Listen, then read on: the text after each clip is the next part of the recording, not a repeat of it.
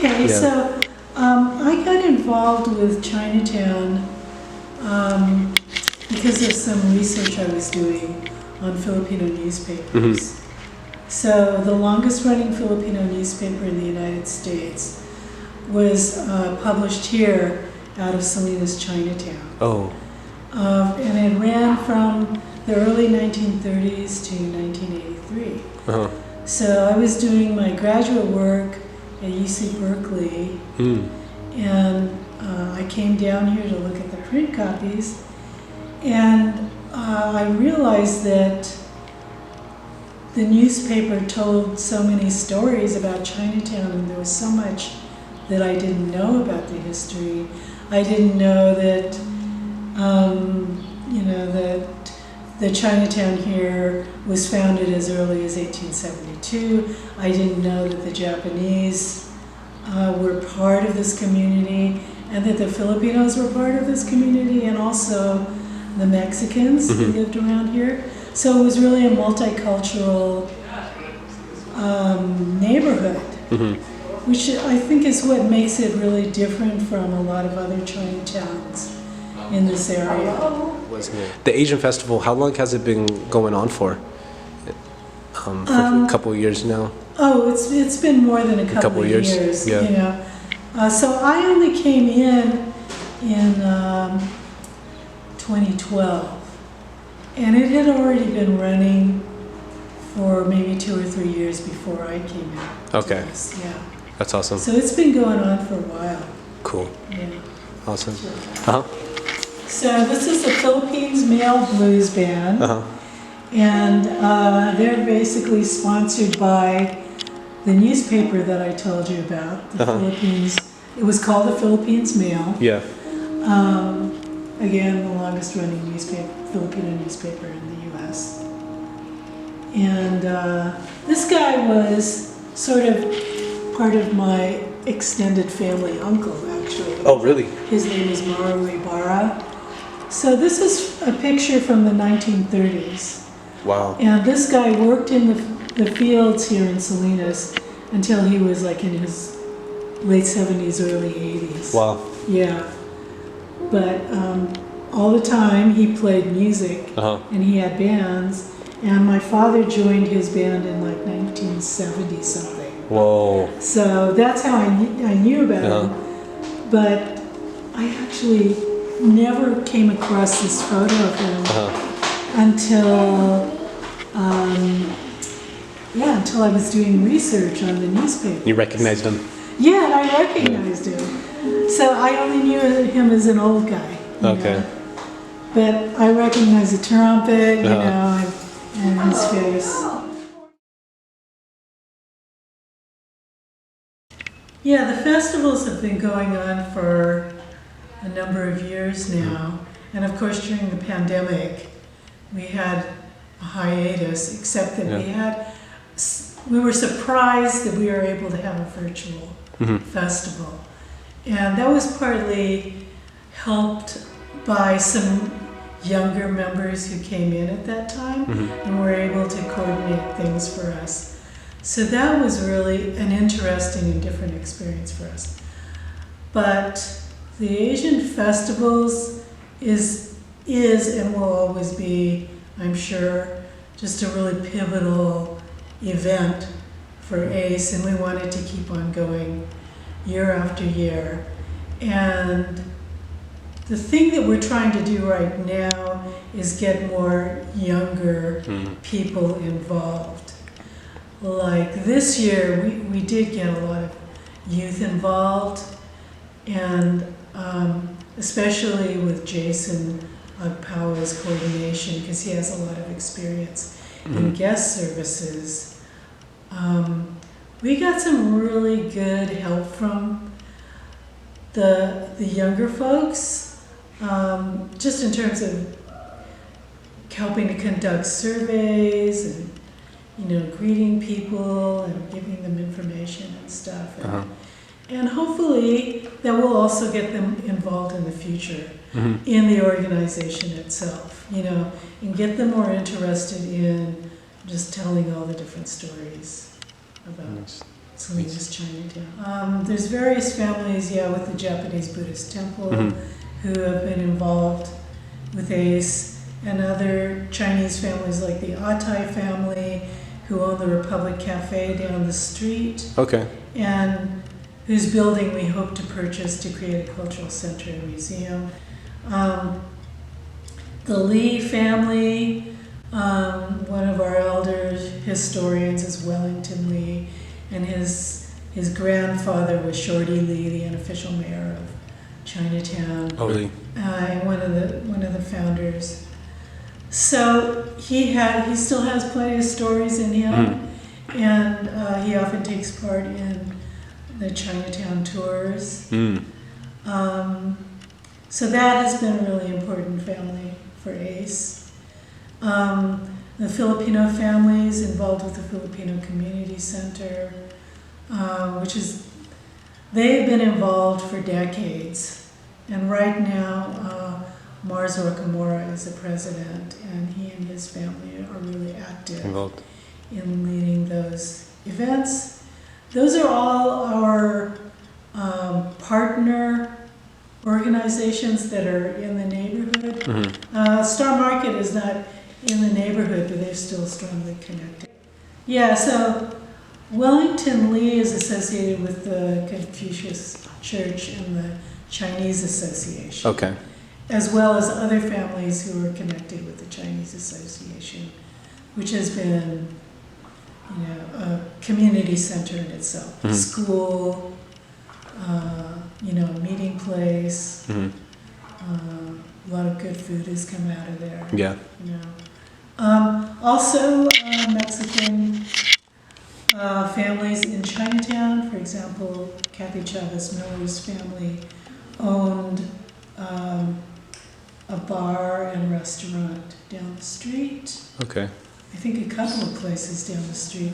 And she's now the chairperson of ACE. Oh. Yeah. Wow. So it's important for people to know that just about the multicultural nature of Chinatown. Chinatown. Mexican families have been involved in the businesses here too, as well as I think several African American families As well. And then my last question would be just like the agriculture. We're such a town of agriculture. What kind of during this time was it the Japanese, were they mostly involved in the agriculture, or is that a tough one? All of the groups. All the groups. I mean, because when the Chinese first came in the 19th century, they were set to work reclaiming the swampy lands around here so that it could be used for agriculture. So that was really important. Yeah. And then when the Japanese came in the late 19th century, they were involved in farming. I think most of them were.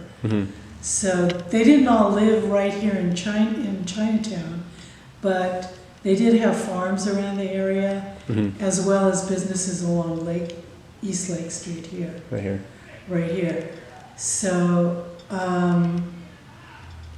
and then of course they lost all their businesses and farms during World War II. And that was is that also when they got placed in the rodeo grounds, right? Yeah, so then they were all sent off to the rodeo grounds. I think some of them slept overnight in the horse stalls. And It's unfortunate. Yeah, and then they were sent off to all different points across the U.S. To incarceration camps. And then, they came back here later after the war. A lot of the people in Salinas didn't want them to come back. So very few, I think maybe 25, I don't know if it was 25 people or 25 families were able to return. Wow. Out of hundreds, right? Yeah. It was different in Monterey. In Monterey, they did they made a decision to let the Japanese come back. So there was a Japantown and a Japanese community in Monterey. The Filipinos were contracted in the 1920s to come here and work in the fields. So they came by the thousands at that time. And they had already had some experience with labor issues and labor organizing in Hawaii. So a lot of those people who came here became very active in labor organizing. And so even if like you look at this poster right here, Filipino laborers in the 1920s and 30s, you know, when they started organizing for higher wages, you know, there were some violent strikes here. This is in the 1930s. Tear gas, they were one of the first groups that tear gas was used against, and you can see that in that photograph right there, which was taken in 1936. They had a labor union building on Lake Street down at the corner there. It was one of the first Filipino labor unions in California. Wow. Yeah.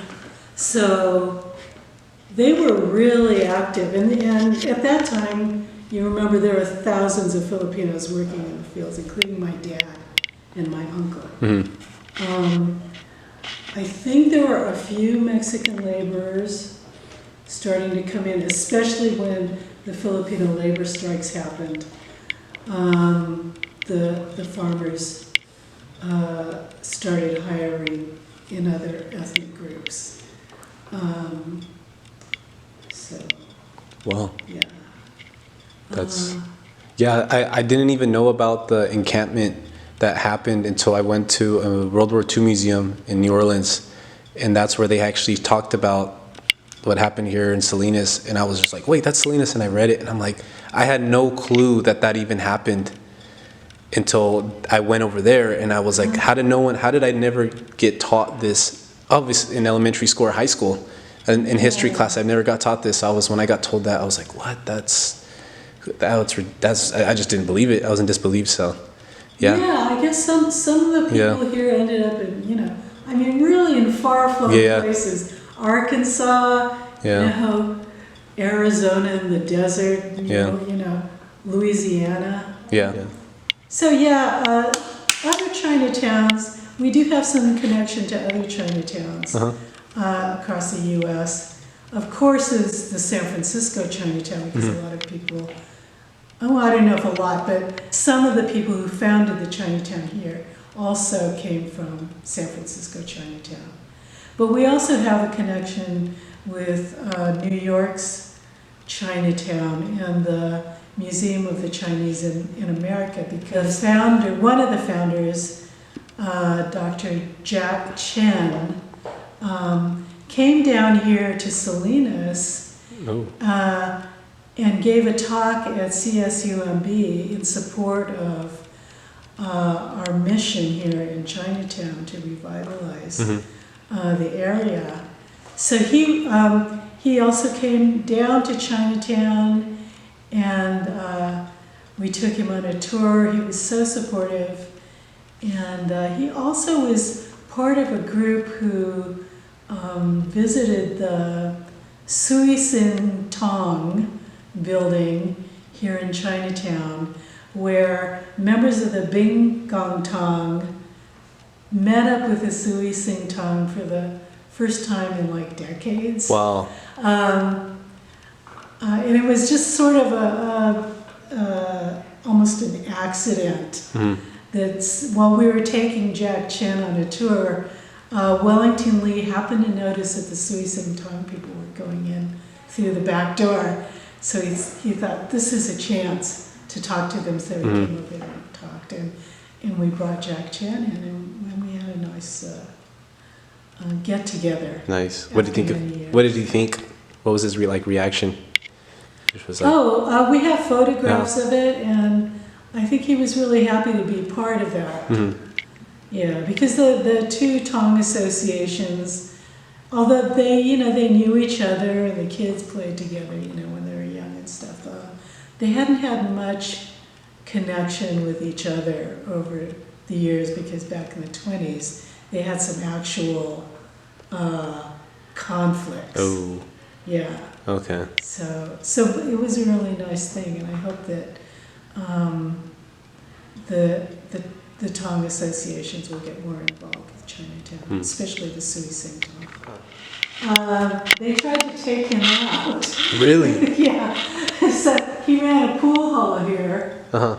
And so they tried, let's see, he was part of the Vengua Tong. So this, I think it was Sui Sing Tong came in there, numbers, and sort of shot up the place. Wow. But they missed him because he was really small and he crawled under a pool table. Wow. So that's the The story.